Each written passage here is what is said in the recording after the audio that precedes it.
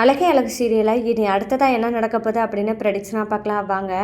இப்போ நம்ம மதியை வீட்டை விட்டு வெளியே துரத்துனதும் இல்லாமல் அவங்க எங்கேயுமே போகாமல் சுரேஷ் வீட்டு திருநெல்லே உட்காந்துருக்காங்க. இந்த இடத்துல தான் அக்கம் பக்கத்தில் இருக்கிறவங்க என்னாச்சு, ஏன் இந்த மருமக, அதுவும் புது மருமக வீட்டை விட்டு வெளியே வந்து உட்காந்துருக்கா, என்னாச்சுன்னே தெரியலே, அதுவும் இல்லாமல் கதவும் பூட்டி வச்சுருக்காங்களே, ஏதோ ஒரு சண்டையாக இருக்கும். சும்மாவே நம்ம லட்சுமி அக்கா தன்னோட பேச்சை கேட்கலன்னா ஆட்டமாக ஆடிடுவாங்க. மூத்த மருமக அழகு மலர் அப்படி ஒரு கேரக்டர், அமைதியான கேரக்டர். லட்சுமி அக்கா ஒரு வார்த்தை சொன்னால் போதும், அழகு மலரோ அப்படி ஓடி ஓடி வந்து கவனிப்பா. அதனாலே என்னமோ அந்த பொண்ணு பொறுமையாக இருக்கிறதுனால என்னமோ இத்தனை வருஷம் அந்த குடும்பத்தில் இருக்கிறதுக்கு லட்சுமி அம்மா ஒத்துக்கிட்டாங்க. ஆனால் இந்த அழகுமதி வந்து அப்படி கிடையாது போல், ஏதாவது வாய் பேசியிருப்பா, அதை வச்சு தான் வீட்டை விட்டு வெளியே அனுப்பியிருப்பாங்கன்னு நான் நினைக்கிறேன் அப்படின்னு சொல்லிட்டு அக்கம் பக்கத்தில் இருக்கிறவங்களாம் இந்த மாதிரி பேசுகிறாங்க. இந்த மாதிரி நேரத்தில் தான் சரி வாங்க நம்ம லட்சுமி அக்காட்ட போய் என்னன்னு தான் கேட்கலாம் அப்படின்னு சொல்லிட்டு அக்கம் பக்கத்தில் இருக்கிறவங்க வந்து கேட்குறாங்க. லட்சுமி அக்கா அப்படின்னு சொல்லி கூப்பிடும்போது, யார் இவளுகளுக்கு மூக்கு வேர்த்துருச்சு போல், யார் வீட்டில் என்ன நடக்குது ஏது நடக்குதுன்னு தெரிஞ்சுக்காம இருக்க மாட்டாளுக போல், இந்த வந்துட்டாளுகளை வீட்டுக்கு, இந்த அழகுமதியோ வீட்டை விட்டு வெளியே போகணும்னு சொன்னால் இங்கேயே உட்காந்துக்கிட்டு நம்ம உசுரப்பட்டு வாங்குற அப்படின்னு சொல்லிட்டு ராஜலட்சுமி வெளியே போகிறாங்க. அப்போ தான் அந்த பக்கத்து வீட்டுக்காரங்க, என்ன லட்சுமி அக்கா இப்போ வெளியே வந்து உங்கள் புது மருமக உட்காந்துருக்கா என்ன அப்படின்னு கேட்கும்போது, அதெல்லாம் ஒன்றும் இல்லைம்மா, அவள் ஸ்டூடெண்ட்ஸ்க்கு படிப்பை பற்றி சொல்லி கொடுக்கணும் அப்படின்னு சொல்லி ஏதோ யோசிச்சுக்கிட்டு இருக்கனால தான் வெளியே வந்து உட்காந்துருக்கா அப்படின்னு சொல்லி சமாளிக்க, அதுக்கு அந்த பக்கத்து வீட்டுக்காரங்க, ஏங்கா வீட்டுக்குள்ளே யோசிக்க இடமில்லாமையா வெளியே வந்து உட்காந்துருக்காங்க அப்படின்னு சொல்லி கேட்கும்போது, வீட்டுக்குள்ளே டிவி ஓடிக்கிட்டு இருந்துச்சு அதனால தான் வெளியே வந்து உட்காந்துருக்கா அப்படின்னு சொல்லி சமாளிக்க. அப்போ திரும்பவும் கேட்குறாங்க, இப்போ தான் டிவி ஓடலையக்கா, அப்புறம் என்ன கூட்டிகிட்டு போக வேண்டியதானா, உள்ளக்க வர சொல்ல வேண்டியதானே அப்படின்னு சொல்ல, ராஜலட்சுமி இதுக்கு மேலே இவளை வெளியவே உட்கார வச்சுருந்தா இப்போ பக்கத்தில் இருக்கிறவளுகளே நம்மளை என்ன பேசுவானுங்களே தெரியாது அப்படின்னு சொல்லிட்டு மதிட்டேன். இங்கே பாரு மதி, இவ்வளோ தூரம் வெளியே உட்காந்ததெல்லாம் இருக்கட்டும், நீ நல்ல பிள்ளையா வீட்டுக்குள்ளே வந்ததும் இல்லாமல் உங்கள் மாமாட்டையும் என்கிட்டையும் மன்னிப்பு கேட்டுட்டு வீட்டுக்குள்ளே வா, நான் சுரேஷை பார்த்துக்கிறேன் அப்படின்னு சொல்லிட்டு இங்கே ராஜலட்சுமி திரும்பவும் தன்னிட்ட மன்னிப்பு கேட்கணும் அப்படின்னு சொல்லவுமே, அழகுமதியோ நான் எதுக்கு மன்னிப்பு கேட்கணும், நான் என்ன தப்பு பண்ணேன் அப்படின்னு சொல்லிட்டு, நான் அப்படி மன்னிப்பு கேட்டு தான் வீட்டுக்குள்ளே வரணும்னா என்னால் நான் வரணும்னு அவசியமே கிடையாது, நான் இங்கேயே உட்காந்துக்கிறேன் அப்படின்ற மாதிரியே அழகுபதி சொல்லிடுறாங்க. நீ எவ்வளோ தான் பட்டாலும் திருந்த மாட்டா போல, உன் திமிரு வெளியே அனுப்பியும் அடங்கியிருக்கா பாரு அப்படின்னு சொல்லிட்டு வீட்டுக்குள்ளே போகிறாங்க நம்ம ராஜலட்சுமி. அங்கே போனதுமே என்ன சொல்கிறாங்கன்னா, ஏங்க இந்த மாதிரி அவள் எப்படி பேசுகிறா தெரியுமா, ஏண்டி வீட்டை விட்டு வெளியே போன சொன்னால் உங்கள் அம்மா வீட்டுக்கு கிளம்ப வேண்டியதானே, அதை விட்டுட்டு இங்கேயே உட்காந்துருக்கேன்னு அப்படின்னு கேட்டால், நீங்கள் தானே கட்டிட்டு வந்தீங்க, அப்புறம் நான் எங்கே போவேன் அப்படின்னு கேள்வி கேட்குறா. அதனால இவளை கல்யாணம் பண்ணிட்டு வந்தனால நம்ம எல்லாத்தையும் அனுபவிக்கணும்னு பேசுகிறா, திரும்பவும் எனக்கு நெஞ்சு வலி கொண்டு வந்துருவா போலங்க அப்படின்னு சொல்லிட்டு ராகவன்ட்ட சொல்லி நடிக்க ஆரம்பிக்கிறாங்க ராஜலட்சுமி. எந்த நேரத்தில் இவளை கட்டிட்டு வந்தோமா நம்மளை போட்டு உசுரை போட்டு வாங்குறா, இவன் வீட்டை விட்டு வெளியே போவான்னு பார்த்தா இங்கனே உட்காந்து எல்லாருக்கும் இன்னும் சிரமத்தை கொடுத்துக்கிட்டு இருக்கா அப்படின்னு சொல்லிட்டு ராகவன் பேச, அப்போ தான் நம்ம பாக்யராஜ், அப்பா இப்போவாது மதியை கூப்பிடுங்க அப்படின்னு சொல்லும்போது, என்னாலாம் கூப்பிட முடியாதுடா, பாத்தியா உங்கள் அம்மா போய் அவ்வளோ தூரம் பேசியிருக்கா, எப்படி பேசியிருக்கான்னு பாரு, அப்படி இருக்கிற இடத்துல நான் இன்னமும் தான் பண்ணது தப்புன்னு தெரியாமல் பேசுகிறவட்ட நான் எப்படா வீட்டுக்குள்ளே வான்னு கூப்பிடுவேன், கூப்பிட முடியாதுடா அப்படின்னு சொல்லிட்டு பாக்யராஜ்கிட்ட சொல்லுவோம். இனி இதுக்கு மேலே நம்ம பேசவே முடியாதுன்னு சொல்லிட்டு பாக்யராஜ் இப்போ அமைதியாக இருக்காங்க. இது ஒரு பக்கம் மலர் என்ன பண்ணுறாங்க, ரூமில் உட்காந்து ஃபீல் பண்ணிக்கிட்டு இருக்காங்க. எதனாலனா மதி கொஞ்சம் கூட யோசிக்காமல் தன்னை சுயமரியாதை இழந்துக்கிட்டு வீட்டில் இருக்கிற மாதிரி பேசுனதா நினச்சி ரொம்பவே ஃபீல் பண்ணுறாங்க.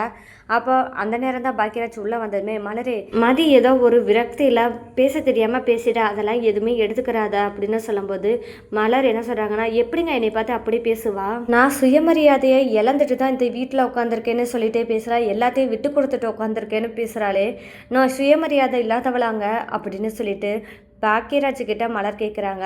அப்படியெல்லாம் இல்லை மலர் அப்படின்னு சொன்னாலும் மலர் என்ன சொல்கிறாங்கன்னா, இல்லைங்க, நான் என்னோட அத்தை என்னோட மாமா என் புருஷன் என் குடும்பம் அப்படின்னு சொல்லிட்டு தான் இவ்வளோ நாளும் பொறுத்து போகிறத வச்சு தான் மதி ஈஸியாக பேசிட்டா போல், என்னால் தாங்க முடியல அப்படின்னு சொல்லிட்டு மலர் ரொம்பவே வேதனைப்படுறாங்க. அதெல்லாம் ஒன்றும் இல்லை மலர், தெரியாமல் மதி பேசிட்டா, நீ அதெல்லாம் நினச்சி ஃபீல் பண்ணாத அப்படின்னு சொல்லிட்டு பாக்யராஜ் சொல்லவும், சரி என்னை கொஞ்சம் தனியாக விடுங்க அப்படின்னு சொல்லிட்டு மலர் கொஞ்சம் நேரம் தனியாக இருக்காங்க.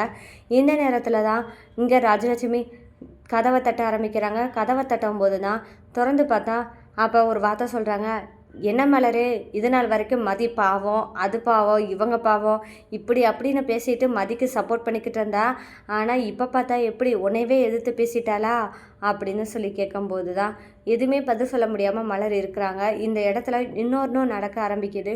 எவ்வளோதான் மதி தன்னை அவமானப்படுத்தினாலும் மதிக்காக மலர் இன்னமும் இறங்கி போகிறாங்க. மதி வெளியவே உட்காந்துக்கிட்டு இருக்கா, அதனால அக்கம் பக்கத்தில் இருக்கிறவங்களாம் கேட்குறாங்க அப்படின்னு சொல்லிட்டு வெளியே போய் மதிக்காக உட்காந்துட்டு இருக்காங்க. இந்த இடத்துல தான் மதி மலர்கிட்ட மன்னிப்பு கேட்க போகிறாங்க. என்னை மன்னிச்சிடுங்க, நான் உங்களை இவ்வளோ தூரத்துக்கு பேசியிருக்கக்கூடாது.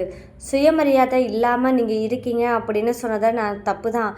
ஆனால் நீங்கள் இந்த தப்பை நீங்கள் பண்ணதுனால தான் இவ்வளோ தூரத்துக்கும் அவங்க பண்ணிக்கிட்டு இருக்காங்க. உங்களுக்கே அது தெரியுதா தெரியலையா அப்படின்னு சொல்லிட்டு இன்னும் மதி மலர்கிட்ட சொல்லும்போது மலர் என்ன சொல்கிறாங்கன்னா, மதி எல்லாமே நீ சொன்னது எல்லாமே கரெக்டு தான், அது எனக்கு புரியுது. நான் எதனால் என்னோட சுயமரியாதைன்னு நான் எதிர்பார்க்கல.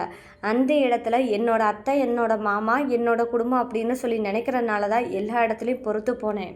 இதுக்கு பேர் பொறுத்து போகிறது கிடையாது. பொறுத்து போய் போய் என்ன பண்ணுறாங்க, உங்களை திரும்பி திரும்பி குத்து தான் நம்மளை அடிமையாக வைக்கிறதுக்கு தான் பார்க்குறாங்க. அடிமையாக போகிறதுல தப்பே இல்லைங்க, அன்புக்கு அடிமையாகலாம். ஆனால் இவங்க பண்ணுற வேலைக்கு அடிமையாகவே இருக்கணும் அப்படின்ற ஒரு கட்டத்துக்கு கொண்டு வரும்போது அப்போ நம்ம கேள்வி கேட்டு தானேங்க ஆகணும். அந்த கேள்வி கேட்கும்போது நீங்கள் ஊடலாக தலையிட்டனால தான் நான் அப்படி பேச வேண்டியதாக நிலைமையாக போச்சு. நீங்களே யோசித்து பார்த்துக்கோங்க. அவங்க செய்கிற தப்பை எதிர்த்து கேள்வி கேட்கலைன்னா கண்டிப்பாக நம்மளை இன்னமும் அடிமையாக வைக்கணுதா யோசிப்பாங்க. அதனால தான் அப்படி பேசுனேன்னு சொல்லிட்டு நம்ம அழகுமதி பேசுகிறாங்க. இந்த இடத்துல மலர், பரவாயில்ல மதி, நீ பேசுனதெல்லாம் மனசில் எடுத்துக்கல, வா வீட்டுக்குள்ளே போகலாம் அப்படின்னு கூப்பிடும்போது இல்லை நான் வர முடியாது அப்படின்னு இருக்கும்போது தான் ராஜலட்சுமியோ ராகவனும் என்ன முடிவு பண்ணுறாங்கன்னா, தங்கராஜ் மாப்பிள்ளைக்கு ஃபோன் பண்ணி கூப்பிடணும் அப்படின்னு சொல்லிட்டு ஃபோன் பண்ணி கூப்பிட்றாங்க. சரியான நேரத்துக்கு தான் தங்கராஜ் வீட்டுக்கு வந்தால் அங்கே வெளியே அழகுமதி உட்காந்துருக்கதை பார்த்துட்டு, என்னாச்சுமா, ஏன் மதி வெளியே உட்காந்துருக்க அப்படின்னு கேட்கும்போது தான் அப்போ தான் ராஜலட்சுமி, நல்லா கேளுங்க மாப்பிள்ள, நீங்கள் வந்தீங்க, வந்துட்டு அவட்ட என்ன சொல்லிட்டு போனீங்க, மன்னிப்பு கேட்க சொல்லிட்டு இருக்க சொன்னீங்கல்ல, ஆனால் உங்கள் பேச்சையும் அவள் கேட்கல. கட்டின புருஷன் சுரேஷ், அவன் சொல்லியும் கேட்கல. எப்படி மாப்பிள்ள இப்படிப்பட்ட பொண்ணை கல்யாணம் பண்ணி வச்சுருக்கீங்க சுரேஷுக்கு அப்படின்னு சொல்லிட்டு தங்கராஜை பார்த்து எந்த கேள்வி கேட்கவுமே தங்கராஜுக்கு சுல்லுன்னு கோபம் வருது. இதை அவங்கக்கிட்ட காமிக்க முடியாது அப்படின்றதுக்காக மதிக்கிட்ட பேச ஆரம்பிக்கிறார். ஏமா மதி, நீ உங்ககிட்ட எத்தனை தடவை சொல்லிட்டு போகிறேன், கொஞ்சமாவது பெரியவங்க பேச்சுக்கு மதிப்பு கொடுமா அப்படின்னு எவ்வளோ தூரம் சொல்லிட்டு போனாலும் நீ கேட்கவே மாட்டியம்மா. ஏம்மா அப்படி பண்ணிக்கிட்டு இருக்க, உன்னால் என்னோட பேரும் கெடுது பார்க்குறியா அப்படின்னு சொல்லி கேட்கும்போது, ஏங்க நீங்கள் யாருங்க, நீங்கள் எதுக்கு இங்கே வந்து என்கிட்ட பேசிகிட்டு இருக்கீங்க, பண்ண தப்பெல்லாம் அவங்க யார் என்னன்னு விசாரிக்காமல் நீங்களும் மன்னிப்பு கேளுன்னு சொன்னால் எப்படி கேட்க முடியும் அப்படின்னு சொல்லிட்டு அழகுமதி கேட்க, ஏமா ஒரு மன்னிப்பு கேட்குறதெல்லாம் குறைஞ்சி போயிடுவேன்னு கேட்டால், ஆமாம் நான் குறைஞ்சி தான் போவேன். ஏன்னா தப்பு பண்ணாத இடத்துல யார்கிட்டையும் மன்னிப்பு கேட்குறதில்ல எனக்கு விருப்பம் கிடையாது. தப்பு பண்ணால் மன்னிப்பு கேட்டுட்டு நான் வாட்டுக்கு இருந்துக்கிடுவேன். இப்போ ஒன்றும் இல்லாததுக்கு இவ்வளோ தூரம் சண்டை போட்டு என்னை வீட்டை விட்டு வெளியே அனுப்பியிருக்காங்க. எல்லாமே யாரால் வந்தது, நீங்கள் இந்த வீட்டில் என்னை வம்படியாக கல்யாணம் பண்ணி வச்சதுனால தானே இப்போ இவ்வளோ தூரத்துக்கு பண்ணுறாங்க. நான் வாட்டுக்கு செவனேன்னு இருக்கிறவளை பிடிச்சி கல்யாணம் பண்ணி வச்சுட்டு இவ்வளோ தூரத்துக்கு கஷ்டப்படுத்திக்கிட்டு இருக்கீங்க. எல்லாத்துக்கும் காரணம் நீங்கள் தானே அப்படின்னு சொல்லிட்டு கேள்வி கேட்க போகிறாங்க அழகுமதி. கல்யாணம் பண்ணுறதுக்கு முன்னாடி சரி இப்போவும் சரி, நீங்கள் தான் வந்து என்னோடய வாழ்க்கையில் என்ன பண்ணணும் ஏது பண்ணணும் அப்படின்ற டிசைட் பண்ணுறதுக்கு நீங்கள் தான் வரீங்க. என்னோடய லைஃப்பை நான் டிசைட் பண்ணுறதுக்கு என்னால் எதுவுமே முடியலை. ஆனால் அப்போ கல்யாணத்துக்கு முன்னாடி எங்கள் அம்மா அப்பா சூழ்நிலையினால் நீங்கள் சொன்னதுக்கெல்லாம் நான் எல்லாமே சரி இந்த மாதிரி சொல்லியே இந்த வீட்டில் நான் மாட்டிக்கிட்டேன். இப்போவும் சரின்னு சொல்லி என்னை கொண்டு வரணும்னு நினச்சா கண்டிப்பாக என்னால் முடியாது அப்படின்னு சொல்லிட்டு தங்கராஜை எதிர்த்து பேசுகிறாங்க நம்ம அழகுமதி. இந்த இடத்துல தான் ராஜலட்சுமி, ஐயா பார்த்தீங்களா மாப்பிள்ள, உங்களவே எதிர்த்து பேசுகிறா பார்த்தீங்களா அப்படின்னு கேட்கும்போது, அத்தை நீங்கள் கொஞ்சம் சும்மா இருங்க, அவள் யாரை பண்ணது தப்புன்னு தெரியாமல் நான் எப்படி பேசுகிறது. இப்போ மதி இவ்வளோ தூரத்துக்கு இருக்கானா கண்டிப்பாக நீங்கள் தான் தப்பு பண்ணியிருப்பீங்கன்னு எனக்கு தோணுது. தயவு செஞ்சு இந்த பிரச்சனை இதோட முடிச்சு அழகுமதியை வீட்டுக்குள்ளே கூட்டிகிட்டு போங்க. ஏன்னா இதனால் பெரிய பிரச்சனை வந்து சுரேஷோட வேலைக்கு தான் ஏதாவது பிரச்சனை வரப்போகுது. அதனால் நான் சொல்கிறேன், நீங்கள் மதியை வீட்டுக்குள்ளே கூட்டிகிட்டு போங்க அப்படின்னு சொல்லிட்டு நம்ம தங்கராஜ் சொல்ல போகிறாரு. இதை கேட்டதுமே சரிங்க மாப்பிள்ள நான் கூட்டிகிட்டு போகிறேன் அப்படின்னு சொல்லும்போது தான் நம்ம மதி ஒரு வார்த்தை சொல்ல போகிறாங்க. என்னால் வீட்டுக்குள்ளே வர முடியாது அப்படின்னு சொல்லிட்டு இருக்காங்க. ஏன் போக முடியாதுன்னு சொல்கிறேன் அப்படின்னு கேட்கும்போது தான், ஏன்னா யார் வீட்டை விட்டு வெளியே போகணும்னு சொன்னாங்களோ அவங்களே வந்து கூப்பிட்டா தான் நான் வருவேன் அப்படின்னு சொல்லும்போது தான், யார் உன்னை வீட்டை விட்டு வெளியே போக சொன்னா அப்படிங்கும்போது தான் மாப்பிள்ள சுரேஷ் தான் வீட்டை விட்டு வெளியே போக சொன்னான்னு சொல்லிட்டு ராஜலட்சுமி சொல்ல, என்னத்த இப்படி கொண்டு வந்துட்டுருக்கீங்க, ஒரு சின்ன பிரச்சனையை பெருசாக கொண்டு வந்துக்கிட்டு இருக்கீங்களே அப்படின்னு சொல்லிட்டு தங்கராஜ் பேசிகிட்டு இருக்கும்போது தான் சுரேஷ் வராங்க. என்னாச்சு மாமா அப்படின்னு சொல்லி வரும்போது தான், என்னடா சுரேஷ் பண்ணி வச்சுருக்க, இப்போ மதிய வீட்டை விட்டு வெளியே உன்னை யாரோட அனுப்ப சொன்னா, இங்கே பாரு அக்கம் பக்கத்தில் இருக்கிறவங்களாம் எப்படி பேசுகிறாங்க.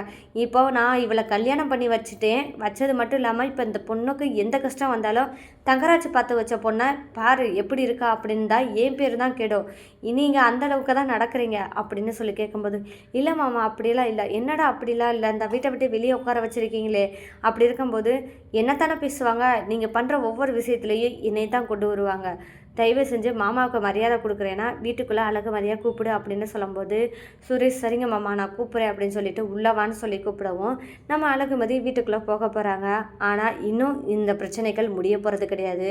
ராஜலட்சுமி ராகவனும் திருந்த போகிறது கிடையாது. இன்னும் பல பிரச்சனைகள் இருக்க போகுது. இந்த பிரச்சனைகளுக்குள்ளேயும் நம்ம அழகுமதிக்கும் சுரேஷ்க்கும் இடையில காதல் மலர போதா, அது எந்த மாதிரி சூழ்நிலையில் மலரப்போகுது, அது மட்டும் இல்லாமல் சுரேஷ் எப்படி மாற போகிறாங்க, சுரேஷ் மாறினா அந்த குடும்பத்தில் இருக்கிற ராகவனும் ராஜலட்சுமியும் மாறதுக்கான வாய்ப்புகள் அதிகமாகவே இருக்கும்.